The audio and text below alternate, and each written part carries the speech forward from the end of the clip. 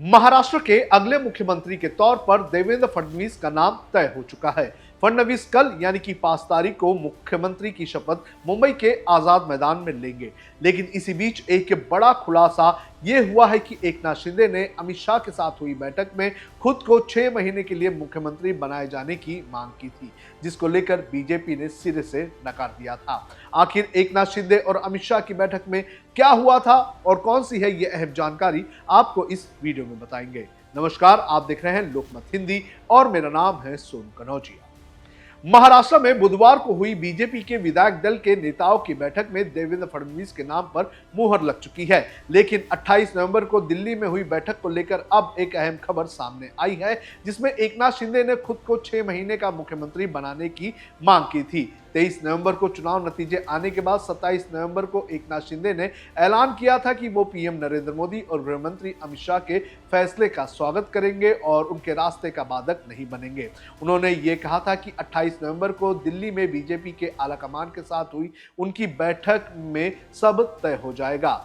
लेकिन times of India ने इस बैठक में मौजूद वरिष्ठ राजनेताओं के हवाले से एक खबर प्रकाशित की है और उसमें उन्होंने ये कहा कि इस बैठक में एकनाथ शिंदे ने बीजेपी आलाकमान से कहा था कि भले उनको पूरे 5 साल के कार्यकाल के लिए मुख्यमंत्री नहीं बनाया जाए तो कम से कम उनको 6 महीने के लिए ही सीएम पद पर रहने दिया जाए। लेकिन बीजेपी आलाकमान ने इस पेशकश को ठुकराते हुए कहा था कि ऐसा करना सही नहीं होगा और इससे गलत संदेश जाएगा। उनसे यह भी कहा गया कि 6 महीने के लिए सीएम बनाने की ऐसी कोई मिसाल नहीं है और प्रशासनिक तौर पर इसका गलत असर पड़ेगा। उस बैठक में अमित शाह, एकनाथ शिंदे के अलावा देवेंद्र फडणवीस, प्रफुल्ल पटेल, एनसीपी के प्रदेश अध्यक्ष सुनील तटकरे और अजित पवार मौजूद थे।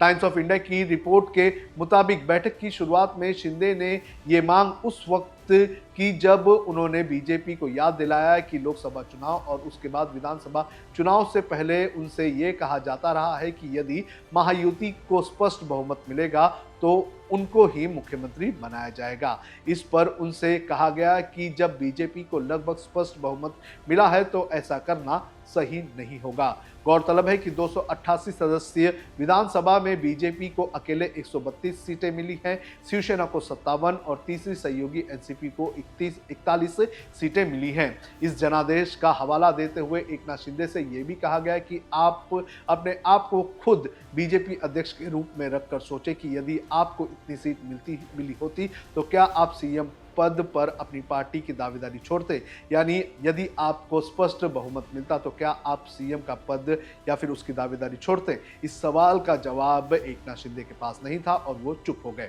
इसके अगले दिन एकनाथ शिंदे दिल्ली से लौटे और सीधे अपने गांव चले गए, जहां वो बीमार पड़ गए।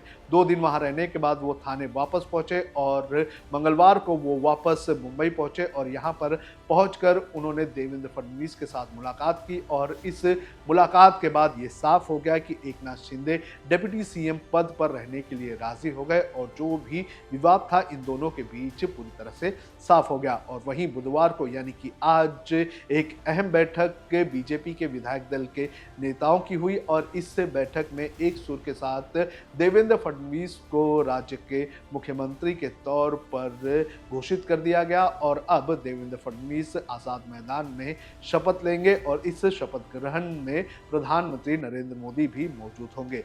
जो जानकारी सामने आई है उस जानकारी के अनुसार जो 22 मंत्री हैं देवेंद्र फडणवीस के साथ बीजेपी के, वो भी शपथ ले सकते हैं। इसके अलावा एकनाथ शिंदे डिप्टी सीएम के अलावा उनके साथ और जो 11 विधायक है वो मंत्री पद की शपथ ले सकते हैं।